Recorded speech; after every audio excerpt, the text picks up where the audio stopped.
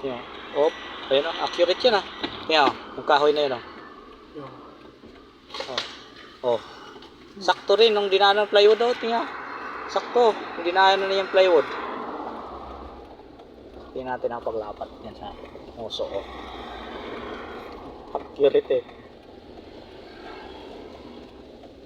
Oh, makita ang gulong eh pag lumalabas eh.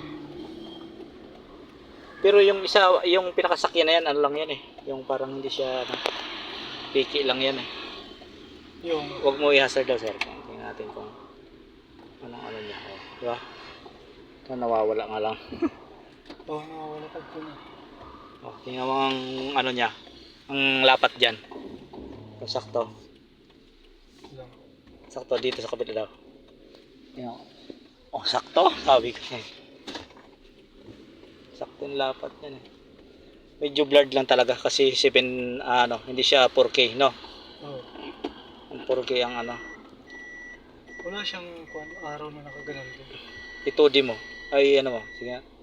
Ganyan. Ayan. 3D.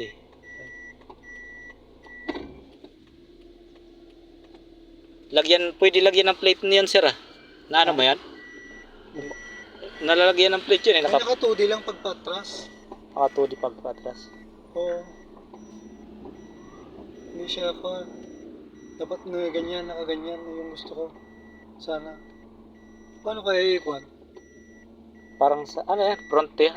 Eh, front ba yan? Ay, Oh, sa front niya. pala yan. Oh. Suwak niya. Ganyan din. Dapat may ganito.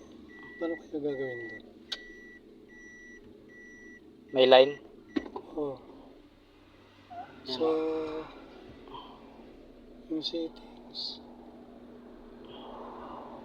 Ito may ano yan Ano eh. yun? Camera angle. Naka 45 tayo na ngayon. No? Oh. Pag 45 ba? Hindi ko alam. Wala, hindi ko na yung pinakalaman eh. Ay, sa 3 step niya. Ano yan? 3 step yung mapapalitan yung nasa harapan niyo. Ah.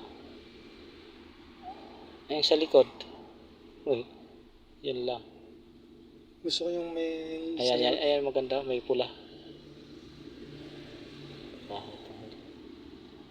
Isa na yung kanina, yung 3 step ko. 11 ba yun? Dito, 10. Okay, okay na yan. May pan naman.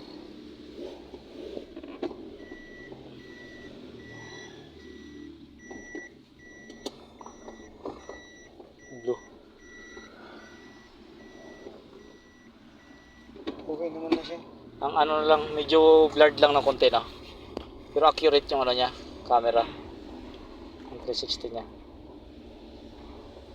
Yung pinaka-red niya.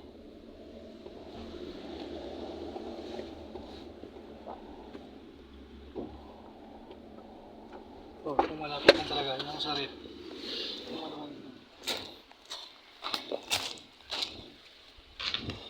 Mga ano nga, 40 cm yan eh.